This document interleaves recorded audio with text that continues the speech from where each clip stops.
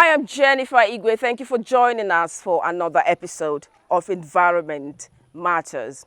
The effects of climate change are still hitting nations all around the world, and location makes people more vulnerable. Those who live in coastal areas, flood-prone communities are usually more vulnerable.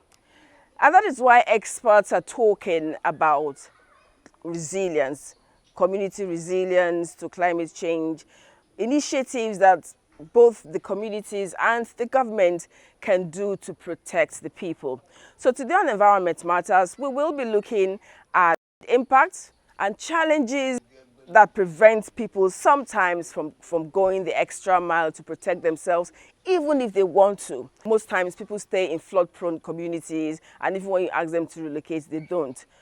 Who would not like to live in a good environment? There are challenges pinning people in such neighborhoods. So today we'll be looking at all these issues and see if we can prefer solutions.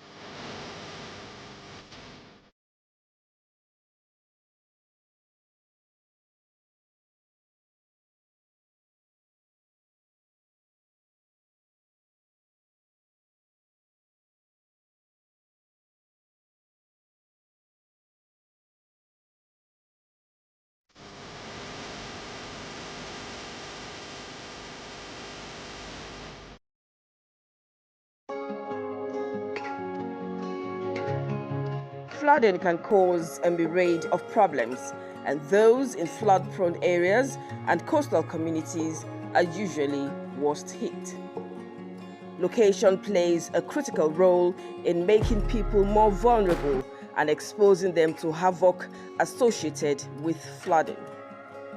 Those who live in floodplains and along river banks are more at risk of experiencing the devastating consequences of intense rainfall and rivers bursting their banks. Topography and drainage patterns are also factors that aggravate flooding in low-lying areas, as water tends to accumulate in this location when it rains, flooding homes and causing damages and even diseases. 79-year-old Silifat Adeyemi is a pensioner. She is one of the residents of Agility community in Lagos, one of the low-lying areas that for years now gets inundated by water in the rainy season when the Ogun River that flows into Lagos usually bursts its bank. Topography and poor drainage routes aggravate the situation. So how long have you been living in this area? This area is over 20 years now here. But that time we build the house, not like this. Water didn't disturb us. And when people see people they coming to do their own life, everybody is coming. So water now, anywhere water see pass. Water is stopping us. That's the only thing that is stopping us. And your house, you built it with the small money you got from your pension? Little, even though before I got pension, now I get small money. Contribution we are doing at work, I take come back. And the little house, I just to put my head down. And when God say, Mama, come, I go, anything on earth. For this 66-year-old trader and others who live further down the sloping neighborhood, their community and houses are more vulnerable during flood events as water would forcefully flow down to them. Even before the rainy season, the soil in their community is often saturated with water, mirroring limited absorption for flood. Telltale signs on their buildings also show the devastating impact of flooding that is now a dreaded and persistent part of their lives. I've been here since 96. I told someone yesterday that since 96 I've been here. They calculated this to be 28 years. My boy that I brought here himself has born. Abi. So, and as we are doing our efforts, Every place is cracking because of the ground that is water. And we are feeling it. All the money, the work that we are doing, we are using it to feed the ground. Not that the ground is like this, it's the water that reach here.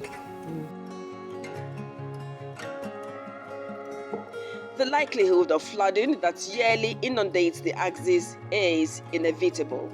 The state government is advising residents to make early plans on where to relocate temporarily during the peak of the rainy season, when a combination of flash flood and water released from the Oyo Dam overwhelms the Ogun River, causing it to overflow and flood the area, wreaking havoc. We are also determined to maintain a long-established synergy and partnership with the Osun River Basin Authority, which has ensured control and monitoring of the steady and systemic release of water from Oyo Dam to prevent flooding and of the downstream reaches of the Ogun River. We will also continue to protect our water bodies from indiscriminate discharge of solid waste, as well as erection of illegal structures along the drainage alignment setback. Environmentalists have suggested the construction of a flood wall to check the adverse effects of flooding from the Ogun River. The state government says such intervention is beyond its capacity, but there are plans with the federal government for sustainable solution. Madam Adeyemi and others live with the trauma that comes with staying in a flood-prone area that is compounded by geographical factors and infrastructure. Relocation is not an option for these elderly women because of limited resources. No, we have to move to, unless the little we do is what, even say you move around, you will see where we may stick. That when water comes, we just clamp on that stick to come out. No way. And when it goes down, we continue our life. I don't have money. I've been here. People are giving me money to eat now. I cannot work as I'm working before, because I'm going to the northern area before to buy egusi and beans for bag. And no single cup of egusi and bags is inside my shop. It's people that are helping me to eat. It's all the work that I did for my life is that house. Interacting with others in the neighborhood and surrounding communities, their frustrations are evident. The problem we are having much here is that we have a canal here, which government supposed to be, so far they cannot even do better drainage for it. They should be removing the debris and all this rubbish to excavate, to remove all these things. So whenever they do this excavation of the drainage, then water will not come up. But most of the time when they do it, for the past some years, they didn't do it. Like the period of some government, they did it. When they do it, because we are just, this area is just like an island. And the water surrounded us. But that water is canal, not real water. It is canal. So when they remove all these things, but it's not a thing that the community can do. So at times the community will enter to remove the fallen trees and all this inside, but they cannot dredge it so that the water will be having a smooth passing. Therefore, when they release the dam, it will flood all these places we are studying. It will be flooded. So, but the community are trying to do a little things they can do. Some are doing this into their entrance. So they will put a block or two so that the water will not enter the house when it comes. For years now, the canal has not been packed. If the canal is packed, I think it will be able to absorb some of the volume of water being released. You understand me? But when the canal is blocked by sand and it's not being packed, the impact will be on the community. When it comes to flooding, the rich also cry, but the poor are usually more disadvantaged, particularly those in low-lying and flood-prone areas. Experts advise that community resilience can help mitigate the devastating effects of flooding. It's not easy. It's difficult for a person to immediately take action. But there are small steps that people should take. Firstly, being very conscious of where you are located and the kind of basic infrastructure like housing, the house that you built, the way in which you're going to put that structure in. You need to go find advice from the experts, because very often during floods we see that people's houses, families get swiped away because they do not know how to construct in a way in which the spaces they live in can remain resilient. People can also contribute in a simple way around consumption in order to reduce these emissions. What do you consume? How do you consume it? How do you make your fire, for example, and so forth? So how do you reduce as much as you can to make sure that the impacts of climate change are reduced, the emissions that are produced are much less. But most importantly for me, for the ordinary man on the street, is ensure that you are in a resilient infrastructure, your shelter is well protected, but then also that in every space that you have, you ask those pertinent questions to those that are in power to say, but are you really protecting us enough? One, first of all, is for us to be conscious of the fact that climate is changing. And recent events prove that climate is changing. Everybody is seeing it, that climate is changing. And we need, in our little way, think of ways to mitigate climate change. Think of ways to adapt to climate change. For example, waste management in our different houses. Don't let us throw garbage into the gutters in front of our house. Don't let us throw garbage into canals, because all of that block the canals, they block the gutters, and it leads to flooding. Which is why we find in our houses, water comes looking for us instead of us to go look for water. Water fills our living rooms, it fills our bedrooms, because the cause are us in what we do in messing up the environment. So that's why we need to do something about it. Don't think your little contribution is not showing up. Your little contribution is showing up in every way, either in devastating the environment or in making sure that climate continues to change and to change. And that's why we talk about climate action. We talk about the need to prevent, the need to reduce our waste, the need for us, our consumption even. Where you don't have to go with your vehicle, don't go in your vehicle. Where you need to go, you take combined transport with somebody, the better. So that you reduce the amount of gasoline you are burning and reduce the amount of CO2 you are emitting into the atmosphere.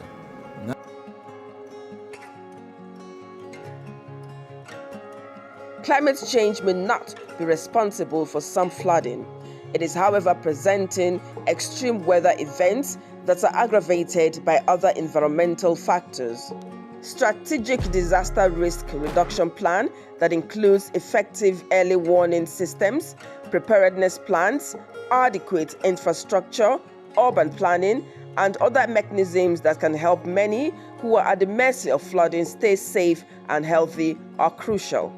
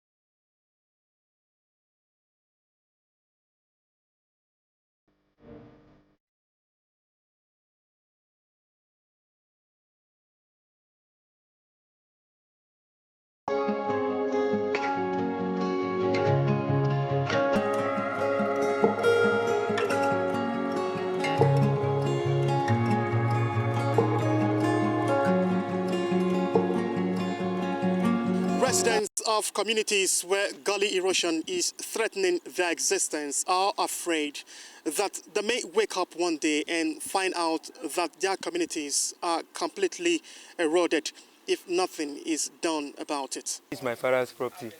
He has already picked some, like there was 3-bedroom flat here before this other one, before this compound. So he has packed a lot. So they worked it very well, but the landing was not good enough. It was landed in a swamp, so they think I have to cut from there. This place have demolished all the building I had here. I was a landlord, but now I'm a tenant. I'm renting an apartment here now to stay. So this place are taking over 200 or 300 and something buildings. It will be even more dangerous than this once the rain begins. So I think with this, government will do something about it. The exposure of tree roots, building foundations, utilities and other structures are evidence of erosion problems in most parts of Nigerian towns and communities. Erosion has become a real challenge, and it is a challenge because climate change is real. So we are seeing the damage that it is causing. It is causing a lot of loss of life. It's causing a lot of loss to even property, and we know that early warning signals are critical in addressing the issues of flood and erosion. Gully erosions are believed to hamper social-economic activities in affected areas of the country. It has been found to deplete the inorganic nutrients like nitrogen, phosphates, potassium, and calcium present in the soil, causing the soil to perform poorly in certain ways. This is because plant growth is stunted and crop yield declines. Again, experts say because of gully erosion, related loss of productivity and increased population growth, the per capita food supply has been reduced over the past 10 years and continues to fall. It's even caused like displacement of people. It's caused physical displacement. It's caused economic displacement. People have lost their livelihoods or their access to ecosystems. So it's a very big impact that it has a big, huge economic impact. And so it's something that's an urgent issue that we need to deal with. We need to be able to show people what these connections are, why this is happening, and we need to sort of address the climate mitigation and adaptation solutions that can reduce erosion and sort of reduce the economic impact that we're seeing from erosion. While control measures have been highlighted to mitigate the causes of gully erosion in Nigeria, diversion banks to divert runoff to a stable outlet to ease and stabilize walls, they also say should be constructed to prevent the encroaching endemic gully erosion from cutting roads and other infrastructure. Talking about people taking climate change and being aware, they need to recognize that when we're dealing with issues of erosion, we have to be proactive and not responsive. That seems to have been the approach. Now, if we take a proactive approach, we will know that there are certain buildings that have to be reinforced in certain ways because of when the tides come, when the rains come. And so, in summary, erosion is really something about being proactive. If we're proactive in the design to the solutions, then we'll be able to withstand all the challenges that come. Climate change is real, and it is something that we should address. Vegetative cover and intensive community-based campaigns to minimize and control gully erosion, they believe could prove potent for erosion control in Nigeria.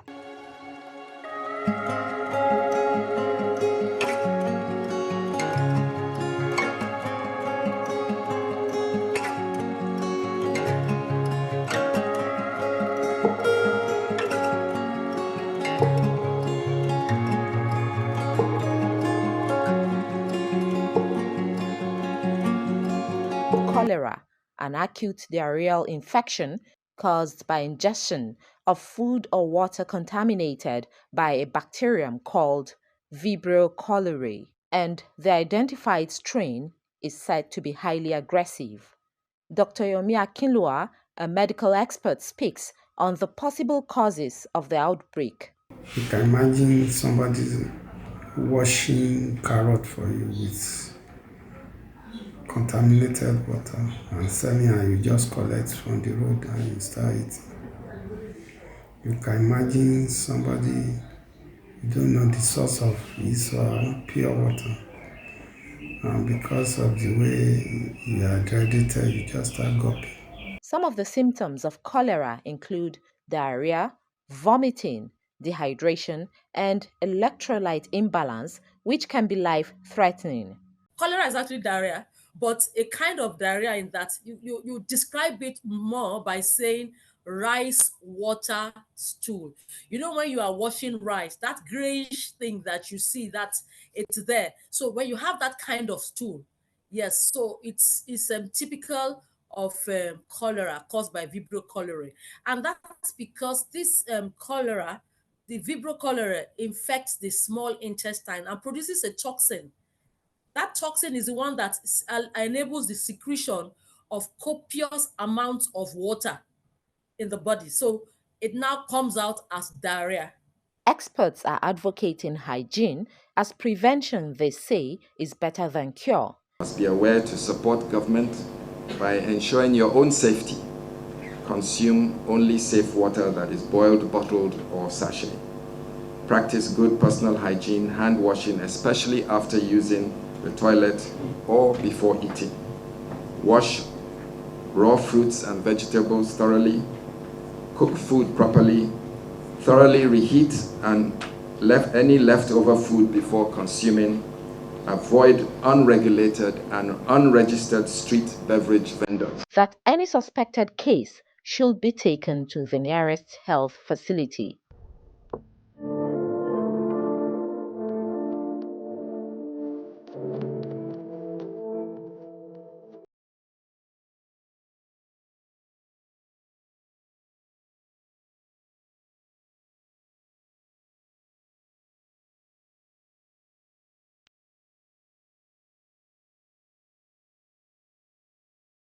Now, for those who live in this part of Agility in Lagos, I truly do not want to be in their shoes, because when it rains, those who live up there might not know what those down here experience, because flood water from their own end will flow down to this part of the community and flood their homes. I am sure one of their prayer points daily is, God, please don't allow it to rain. So the rainy season is one time they truly dread. So that is why I said at the beginning of the program that location makes people more vulnerable. So strategies that can make communities more resilient is very important, and we need to take this serious because the impact of climate change is real and will continue to have extreme weather events that are unpredictable. So until next week, when another episode of Environment Matters comes your way, I am Jennifer Igwe. Let's do all we can to protect ourselves, because perennial flooding is a challenge. So it's important for us by now to have strategies to deal with it. We might not stop flooding totally because rainfall will always be there, but let's find ways to manage the extreme weather events and help ourselves. So until next week, remember, be environment friendly and think green.